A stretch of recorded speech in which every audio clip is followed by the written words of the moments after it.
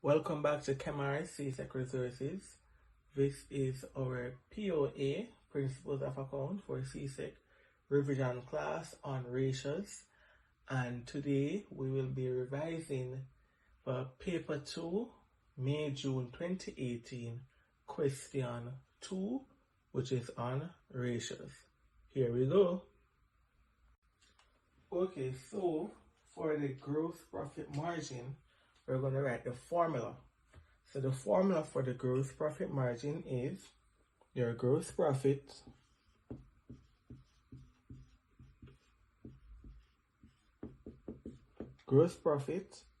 divided by your sales times 100. That's the formula for the gross profit margin. It is your gross profit divided by your sales, and all of that is being multiplied by 100. So the next thing that they ask us to do is to comment on the business, right? So when we look at the question, we can see that the gross profit margin in 2016 was at 20%. So in the year 2016, it was at 20%. In the year ended 2017, it was at 24%. When we look at both years, 2016 to 2017, we can realize that there was an increase. There was an increase in the gross profit by 4%. In the first year, 2016, we had 20%. In the second year, 2017, they had 24%. This would have shown that the gross profit had increased. What caused the gross profit to increase? This would have meant that the business had made more money in 2017. That's what it actually means. So you're commenting on the business. So you would rewrite these same figures here. Same figures, 2016, and you're going to explain it. So the business, the gross profit margin increased between 2016 and 2017 from 20% to 24%. Now we need to state whether it is a strength or a weakness for the business. Gross profit. This is the profit you make from selling the goods, right? Before the net.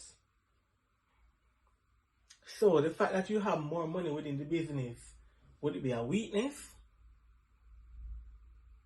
Or would it be a strength to the business? Yes, you got it right. It would have been a strength because there's no more business, there's more money in the business. So we can do further more stuff. So, commenting, you would say that it was a strength. It is a strength for the business as it is making more gross profit for each $1 of sale revenue in 2017 than in 2016. So it is a strength because we're getting an extra $1 on each of the good that is being sold within the business. Okay, so for the operating expense margin, writing the formula for the operating expense margin is expense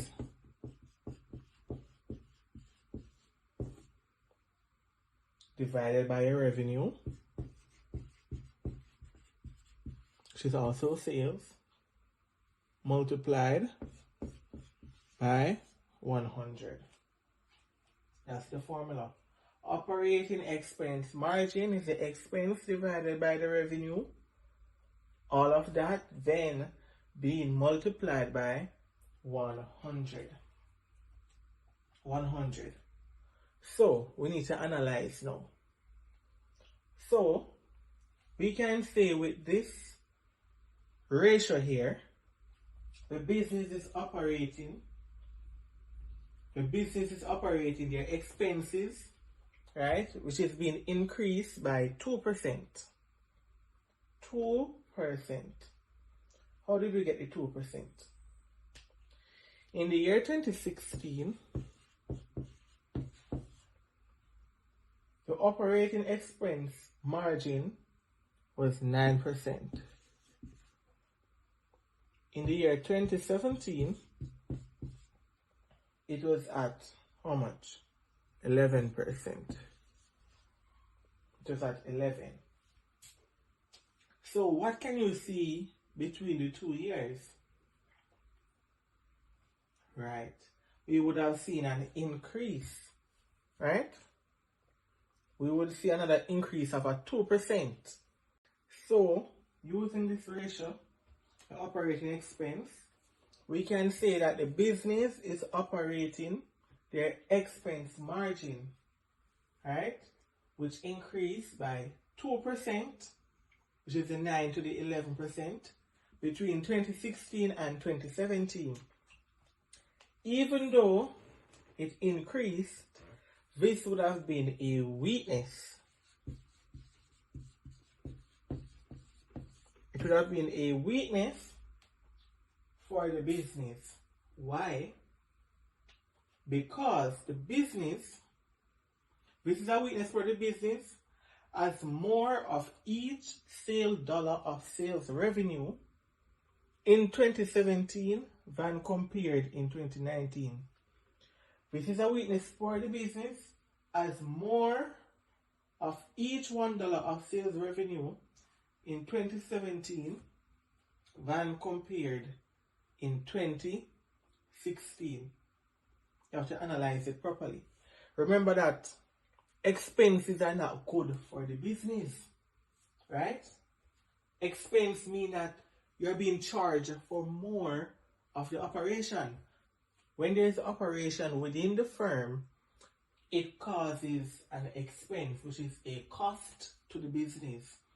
So the fact that it is increasing and there is $1 extra added to each operation of a good. So if there's a $1 added to each of the expense, this would have been bad. It would have been a weakness for the business because the business would have to pay out more money for each of the good that is being produced. So that is why, even though it increased from the 9% to the 11%, this would have been seen as a weakness for the business. Part 2 of the question also said, using any one of your analysis of the ratios, make one recommendation to Sabrina Weeks for improving her business performance. That's a 2-mark question. So to use any one of them. We can use the gross profit margin. What would you recommend? We can say that the business can find ways to reduce the cost of the goods sold, right? They can find ways to reduce the cost of the goods sold. So for example, buying in bulk. So when you buy in bulk, you know that normally you get a discount. You get the goods much more cheaper than when you would buy it individually. Clear? So we can also use the operating expense margin, which this is the last one we had worked out. So with the operating expense margin, we can say that, we can recommend rather, the business can employ less labor. Remember, we're talking about expense, which is a cost to the business. The business can employ less labor, human resources, and use improved machines instead. Majority of business are going technology-wide now. Technology, right? So using improved machines that will do the work more effectively, efficiently, at a faster and a cheaper rate. So if we say we normally have, let's say, 20 laborers in a firm, if we can reduce it by half and keep 10, and we could implement a machine that will do the work to replace the other 10, it can go much faster and much more cheaper, because the money that you would be paying to those 10 laborers that you have reduced, you will no longer have to pay it anymore. So hence, your expense would have been less. Remember, in a business, we do not want to incur expenses. We do not want high expenses. What we want is profit. Remember, the main objective of a business is to make a profit. To make a profit. We do not want expenses, because the higher the expenses, it is the less money that the business will have, and it will reduce the profit. So this is why earlier we said that the operating expense margin is a weakness, because the fact that it is being increased, it is a weakness. Okay. Part B. Using the figure provided for sales in the table below and the ratios given on page 7, calculate the named accounts for the year 2017. Show all working clearly. So they gave us this table here that I have wrote out. So the items that we're seeing that sales at the year ended of 2017 was $995,000. We want the gross profit. We don't have the figure for gross profit. And we don't have the figure for the cost of sales. So that is what CXC wants you to work out. Because the gross profit margin, we only got it in percentages for 2016-2017. Because they would have already analyzed the data. They would have used the accounting information and analyzed it. Same thing for the operating expense. We got the 9% in 2016 and the 11% in 2017. They would have already analyzed the data. So now they want the raw figures in this question. So using the figure provided for sales, and they said that sales was $995,000. We're going to use that in the formulas and to find what is the gross profit and to find the cost of our sales. Now we're going to do that. So for the gross profit margin, what is the formula? We're going to find the gross profit first. For the gross profit margin, and we said that because they said that you are to show working clearly, so you want to capture all the marks from CXC. So the first thing you're going to do is to write your formula. So the gross profit margin, which is the gross profit, do not shorthand it, write it out, gross profit.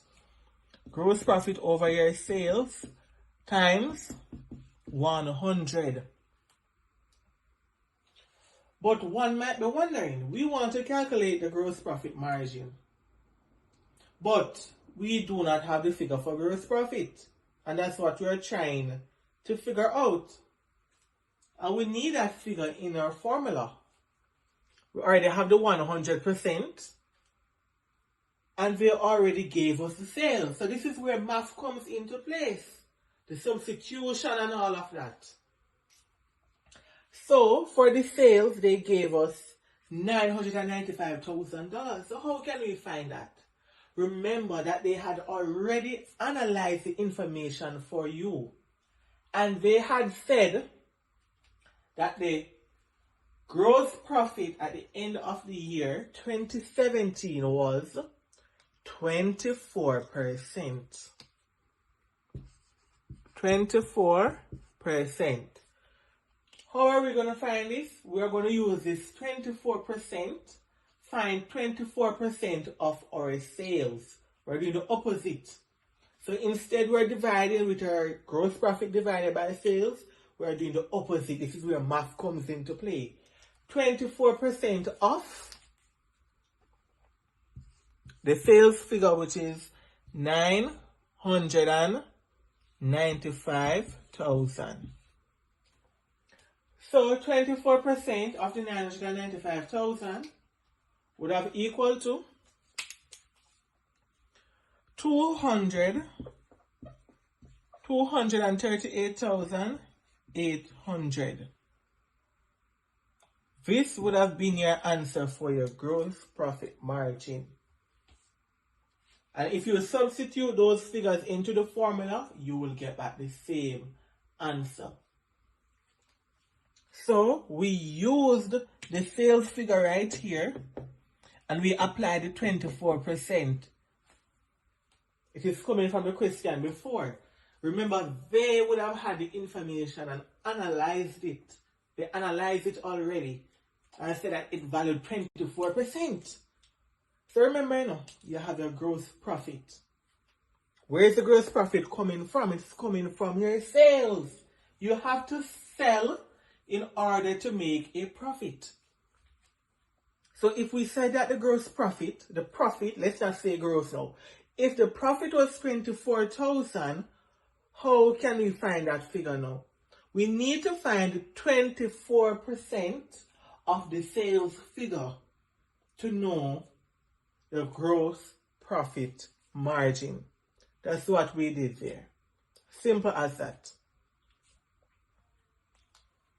So writing this question mark here, 238,800 would have been the answer. Afterwards, they also asked us to calculate the cost of sales. So this was the first one. Then 2, cost of sales. How do you calculate your cost of sales? We're seeing the income statement coming in. We have to remember all of that. Cost of sales. How do you find the cost of sales? What is the formula? Remember, we want all the marks as possible.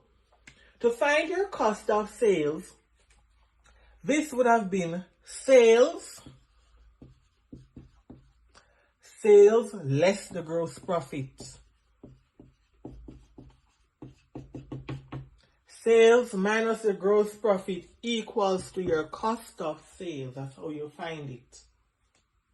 That's how you find it. So in the question, they already gave us the sales figure, which is 995,000. So let's write that in.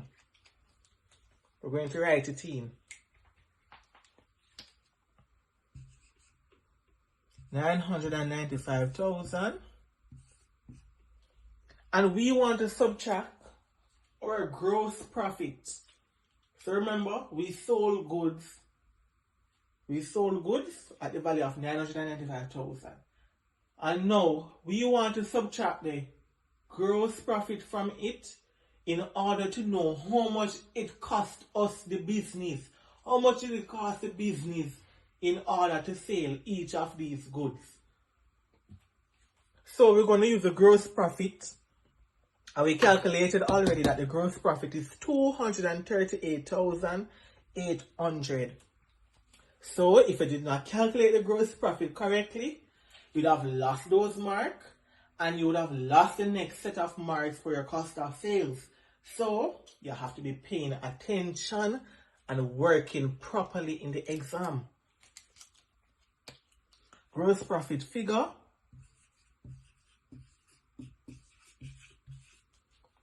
When you subtract 238,800 from 995,000, the answer you get is, what is the answer? The answer is now equal to 756,200. And that is your answer for your cost of sales. Very easy. So this is how CXC is doing the questions now. They're incorporating the income statement with the ratio. But remember that we need some stuff from the income statement to work out our ratios. So if you don't know the income statement, you have to look back at it from now. So cost of sales would have been sales less the gross profit. And we worked going across. And the answer would have been 756,200. So there's a proof that we can use to work it out. There's a proof. Do you want the proof? There is a proof. So the proof is,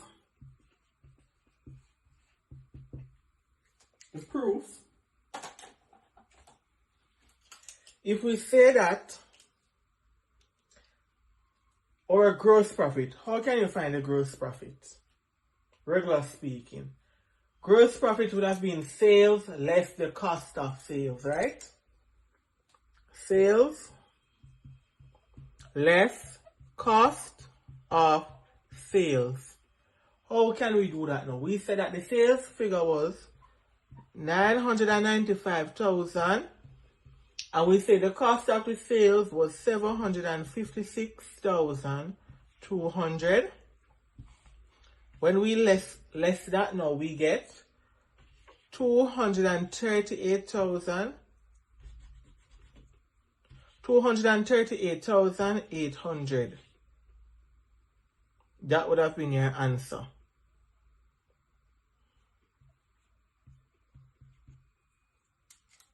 And if you notice, the 238,800, which is right here, is the same figure that you got in your gross profit margin right here. So that is the proof to know that you did it correctly. Gross profit margin, that's the formula, GP over sales times 100.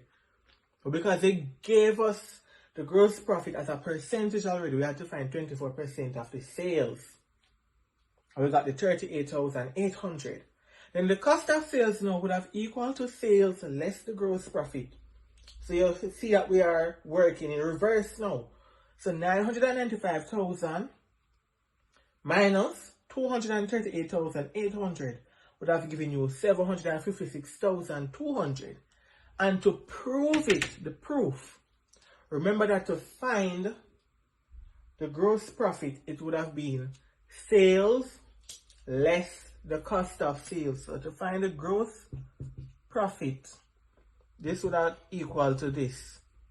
Sales less the cost of sales. And this is the figure that we got back right here. So the fact that we got back this 238,800, it means that it is correct. So that is how you would work out this question.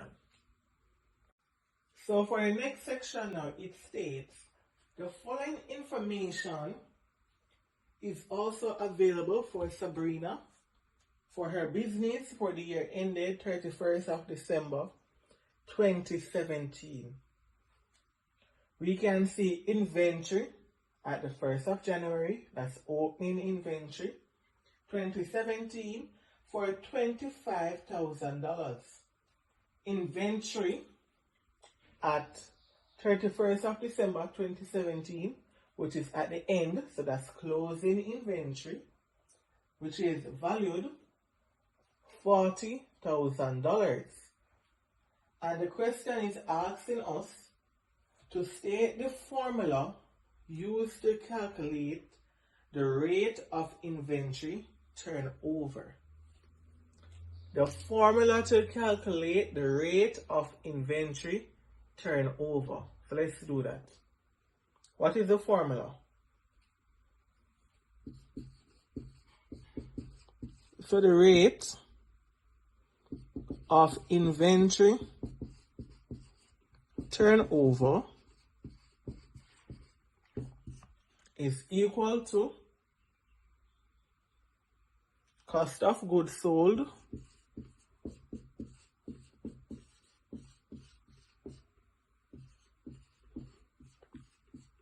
the cost of goods sold divided by the average stock.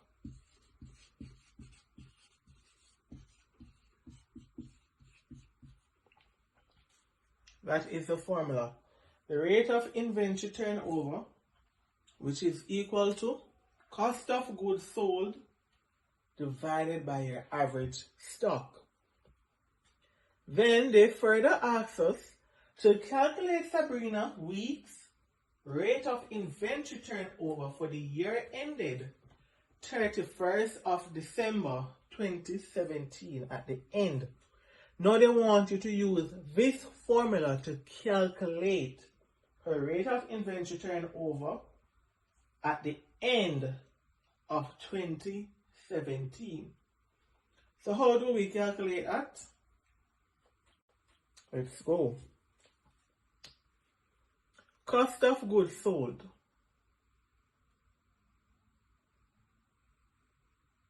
How do we know the cost of goods sold? So the cost of goods sold is equal to 756,200. That's the cost of goods sold. It's at the top here. Now we want to divide that by the average stock. Average stock. Remember that to calculate your average stock, it is opening plus closing inventory divided by 2. Opening plus your closing inventory divided by 2. So let's work out that. So now we want to find the average stock.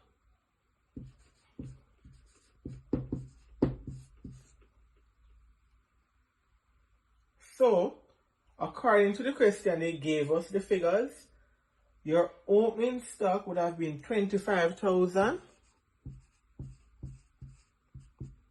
And your closing stock would have been $40,000. And it's the average, so it's being divided by 2. When you do that, what is the answer? What is the answer? 32,500.